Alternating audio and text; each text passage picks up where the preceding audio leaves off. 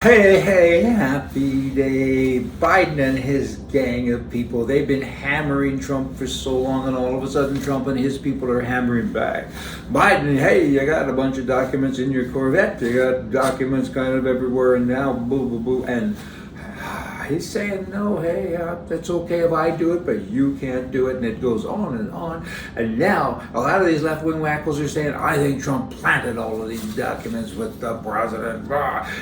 Really? I mean, that's all they got? I mean, these people, they're wacky, don't you know? But shady is as shady does, and slimy is as slimy. It goes on, and the Biden administration is about as, I don't know, shady, slimy, pick a word, right, as any government can be.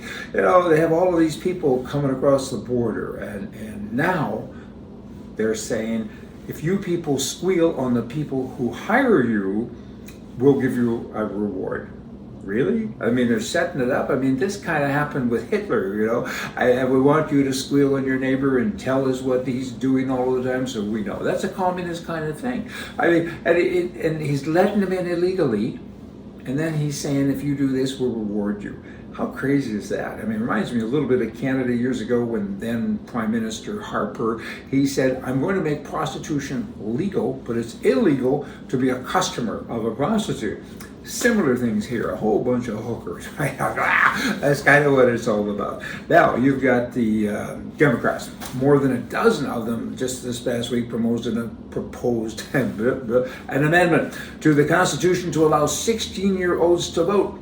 They want to have more people. They're in school now, and they're wrecking everybody's mind, right? I mean, they're programming them, and the 16-year-olds that really want them to vote, because then they will win forever. I mean, from 16 till about 30, it takes that much time for them to kind of snap out of it, all of that ridiculous training that they had, that programming in school by the left-wing people. So that's just a bad idea.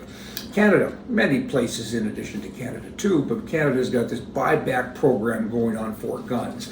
Not with all guns. Some of them they're saying we're just going to take them, and others are saying we're going to pay you for them. It's a little bit mixed up, but I've been thinking about this, and so I wrote it down. Gun buyback programs. Firstly, you can't buy back what you never owned in the first place, right? And when you buy something that someone is forced to sell to you, that's not a normal transaction. It truly isn't. I mean, you have to do this or else, when you get it, it's a criminal transaction when a person is not a criminal, is forced to sell any item to people who really are criminals, and that would be the government, because they're acting like criminals. The government is the criminal. The government buyback program is using your money, in addition to all this other stuff, using your money to pay you to buy something that they have no right to do.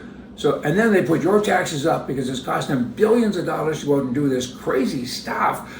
Wow, it's just a lie. I mean, this fits, though, lies and stuff with the Canadian government. They don't like their citizens. They truly don't like Canadians. They don't trust them.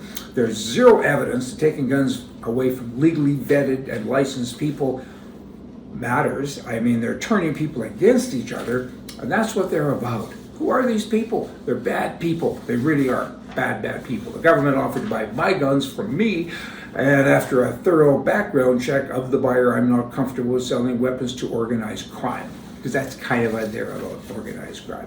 You know, in Canada, if an election were held today, they say that the Conservatives and the Liberals would end up with kind of the same number of seats, and more or less it'd be tied. Conservatives, the Liberals are the worst in power now, are the worst people that there's ever been in charge of a country. And the best you can do is that you're 50-50 in polls. I get that polls mostly are for dogs and strippers, and I mean, I understand that, but really, that's all you got? You should be 80% in the polls, because people should not want to have that government govern them, because they're bad.